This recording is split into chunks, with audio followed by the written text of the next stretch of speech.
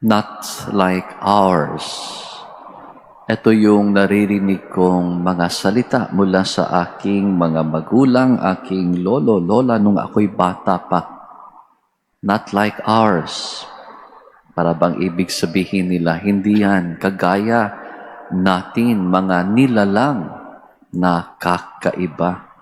And they used that phrase to scare the wits out of me for going to places my parents would not want me to go.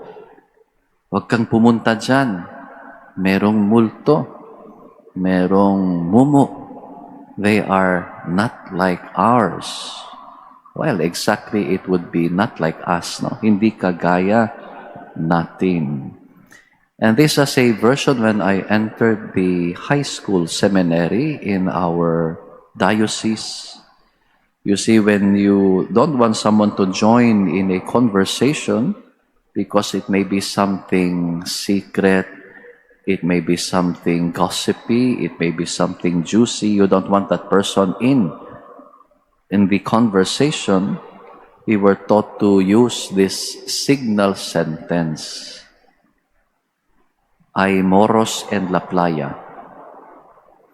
O ayaw mong yung isang taong lumalapit dahil nakikisaw-saw sa usapan, sa kwento, gusto mo yung circle mo lang, ang nakakaalam, ayaw mong ipaalam sa kapwang lumalapit dahil gusto niyang sumali sa kwento, then we would use that sentence. It's in Spanish, ay moros en la playa.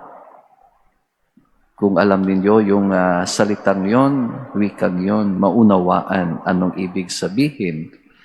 In yesterday's gospel, we hear our Lord replying to John, Lord, meron pong mga tao, may tao na nagpapalayas ng mga demonyo sa mga kinukubabawan ng masasamang espiritu.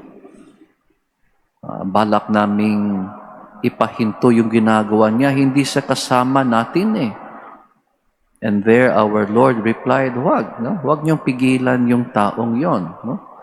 Because whoever is not against us is for us.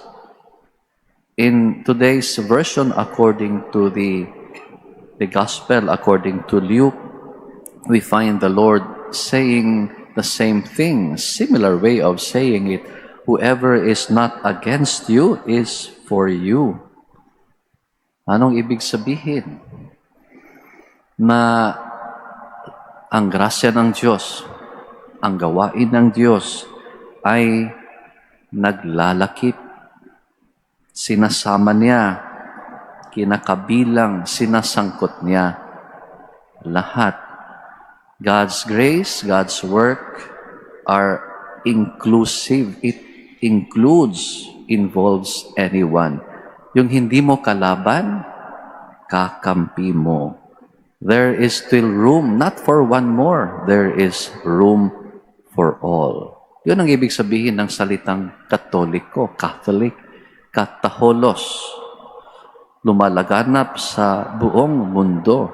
It is to be inclusive, nilalakip, no? Binibilang, sinasama, to extend one's arms even to those not like ours or not like us. Kaya napatunayan ito ng ating Panginoon. No? Ilang beses na nakikikain siya sa mga taong inaayawan ng lipunan ng mga Hudyo, mga publikano, mga maniningil ng buwis, mga tao, mga kalapati na mababa yung lipad, no? O kahit yung mga yung may kapangyarihan, mga pariseyo, mga eskriba. So our Lord was out there meeting everyone, especially to the marginalized of society. And Jesus saw this, that this is where work must be done the most. He had great impact on individuals, and they did not expect him to give his time and attention to them, that he would go out of his way to even talk to them. Why is Jesus inclusive? Yun yung naririnig nating salita sa panahon ngayon, no? Yung tinatawag na inclusivity. But Jesus' inclusivity is rather different. And why is He inclusive? Simply because the good news must be preached to all peoples in all nations. Hindi po ba yun ay ang utos ng Panginoon bago Siya pumanhik sa langit? Sinabihan Niya yung Kanyang 11 mga apostol, humayo kayo. You go out into the whole world. You preach this good news. You see, God is like a circle where the center is nowhere. He is like a circumference, where the circumference of God is everywhere. So you see, our Lord did not command His apostles to preach to the converted. Otherwise, the church would be, in the words of Pope Francis, self-referential. You don't preach to the choir. Doon sa mga hindi pa nakakakilala ng Panginoon o ng Diyos. So the gospel must literally radiate from the center to the periphery, so that as it expands, it also includes. Kung lumalawak yung pananampalataya, yung simbahan, pagkakakilala ng Diyos, lahat ay binubuo na ng Diyos. No? As it expands, it also includes. So what does that mean? It means that the fullness of truth surely resides in Jesus' church. Wala nga lang tayong monopoly niyaan. Neither holiness, neither goodness. They are found in others as well.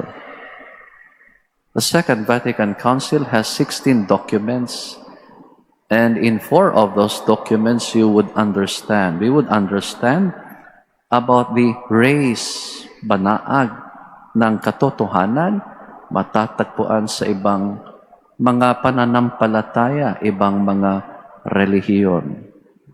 Let us just listen to one document on the declaration on the relation of the church with non-Christian religions. Ang sabi doon, the church regards with reverence other religions which reflect a ray of that truth which enlightens all men, all women.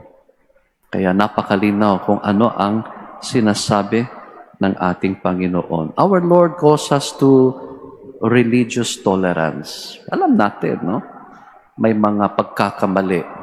But it is a question of respect for what others believe in. Jesus calls us to religious tolerance without compromising our faith, neither changing the deposit of faith. He challenges us to integrity of life.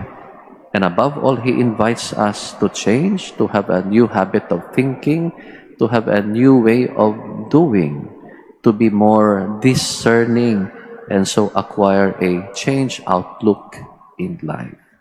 Ito yung ating baunin, kung tayo man ay aalis na mula sa simbahang ito, babalik tayo sa ating mga pamilya, ating tanggapan. Good people try to change, improve others. Better people, they try to change or improve the system. But the best ones, they improve themselves.